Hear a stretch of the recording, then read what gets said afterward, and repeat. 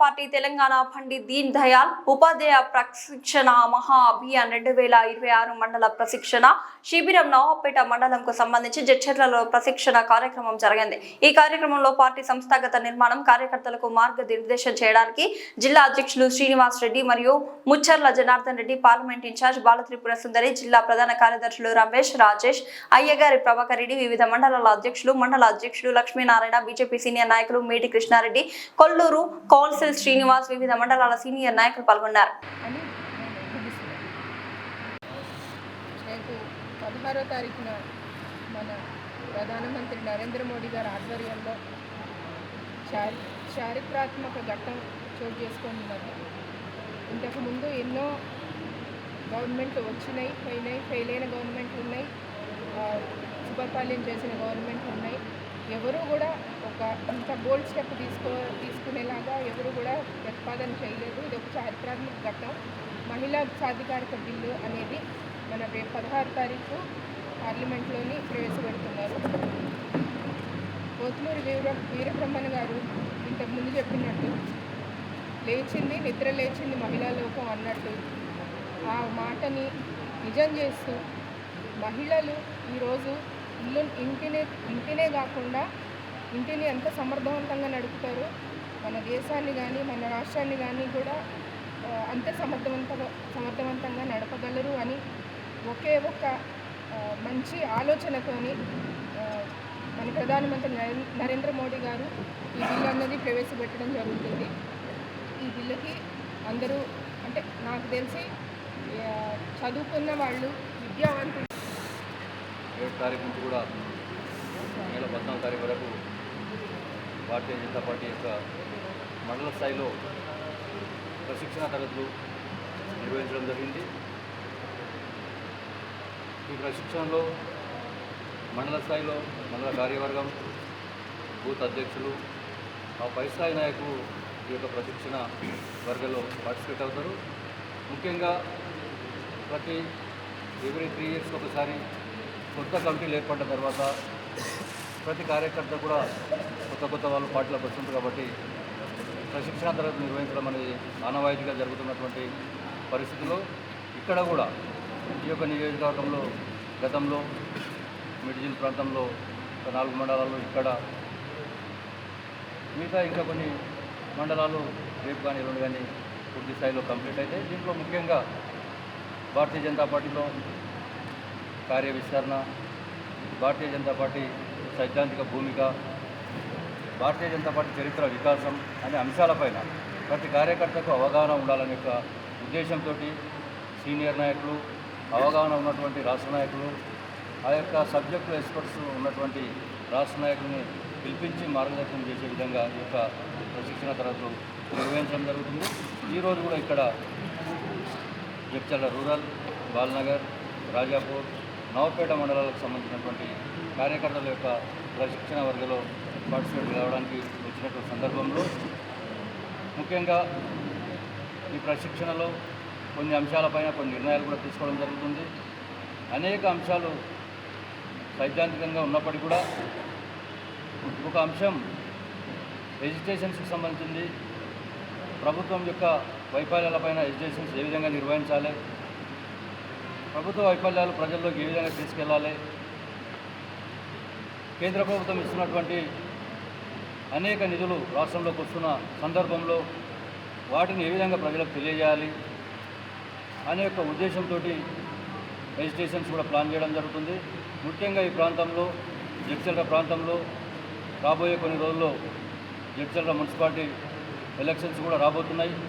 కాబట్టి ఆ ఎలక్షన్లో భారతీయ జనతా పార్టీ చైర్మన్ పదవి కైవసం చేసుకోవడానికి ఏ విధమైనటువంటి ప్రణాళికలు రూపొందించాలి, బూత్ స్థాయిలో పార్టీని ఏ విధంగా పటిష్టం చేయాలి, ప్రతి కార్యకర్తకు కూడా దిశానిర్దేశం చేయడానికి కొన్ని కార్యక్రమాలు, ప్రతి వార్డులో కూడా జెండావిష్కరణ కార్యక్రమాలు, బూత్ కమిటీల పటిష్టత, అదేవిధంగా ఆ ఏరియాలో ఉన్నటువంటి సరైన నాయకత్వాన్ని ప్రోత్సహించే విధంగా ప్రణాళికలు రూపొందించడం జరుగుతుంది.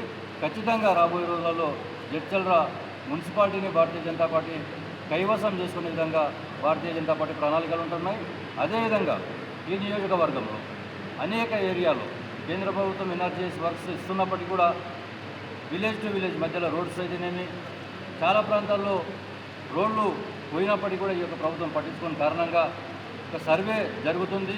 ఎక్కడెక్కడ రోడ్డు యొక్క పరిస్థితి ప్రజలకు ఇబ్బందికరంగా ఉందో అవన్నీ ఒక ఎజెండాగా తీసుకొని పాదయాత్రలు, అదేవిధంగా ధర్నాలు ఈ ప్రభుత్వ వైఫల్యాలపైన చేయాలనే ఒక నిర్ణయానికి రావడం జరిగింది.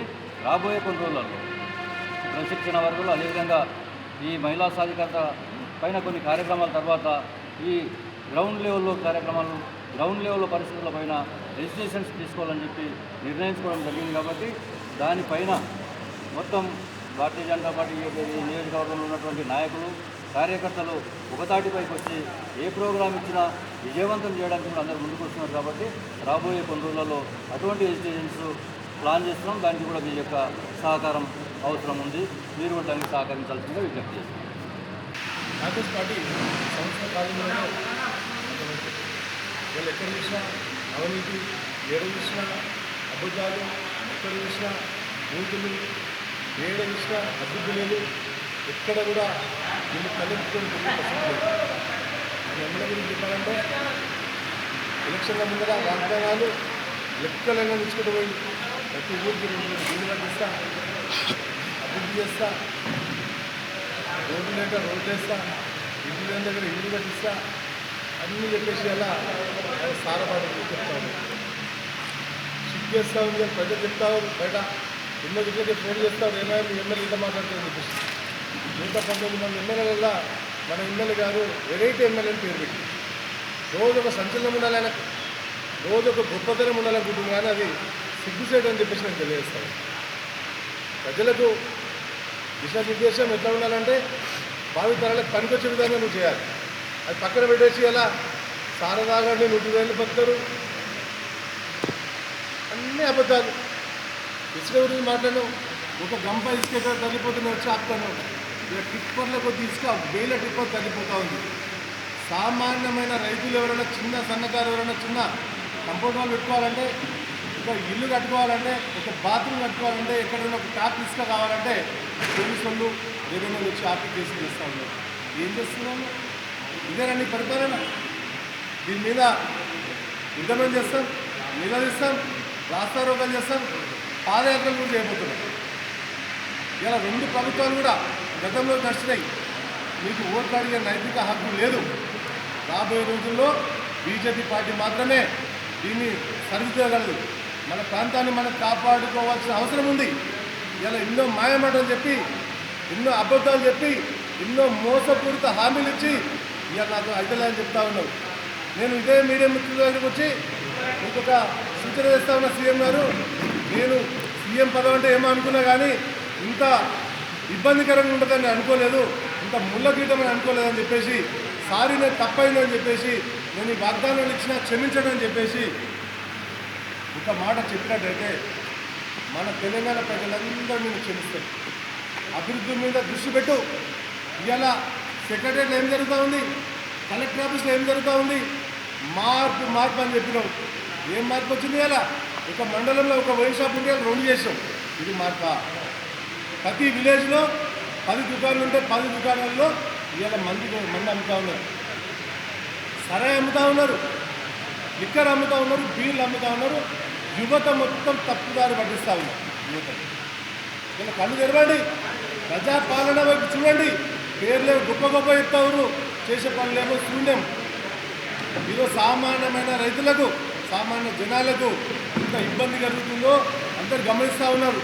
ఇలా మొన్న పోయి కేరళలో చెప్తా ఉన్నావు, ఇలా పెద్ద అభివృద్ధి చేసేసినా మా కాంగ్రెస్ గవర్నమెంట్ వస్తే పక్కన చేస్తాను.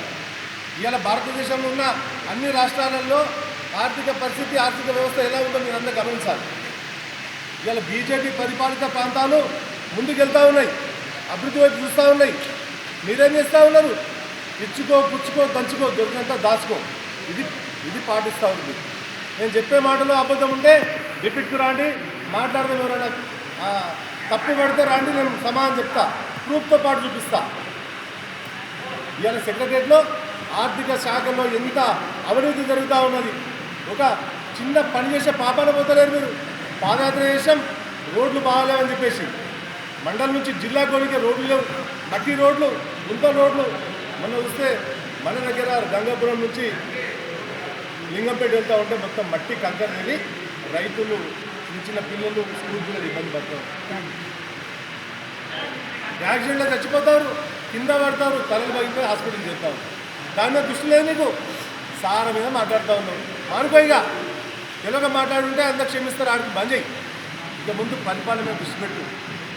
మీ 2 గవర్నమెంట్లకు కూడా గతంలో జరిగిన గవర్నమెంట్ బుద్ధి చెప్పి రాబోయే రోజుల్లో బీజేపీ పార్టీని జడ్చర్లలో మున్సిపాలిటీ మీద బీజేపీ జెండా ఎగరడం ఖాయమని తెలియజేస్తాం.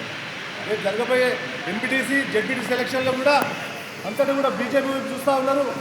బీజేపీ కార్యకర్తలకు అందరూ కూడా నేను సూచన చేయడం జరిగింది.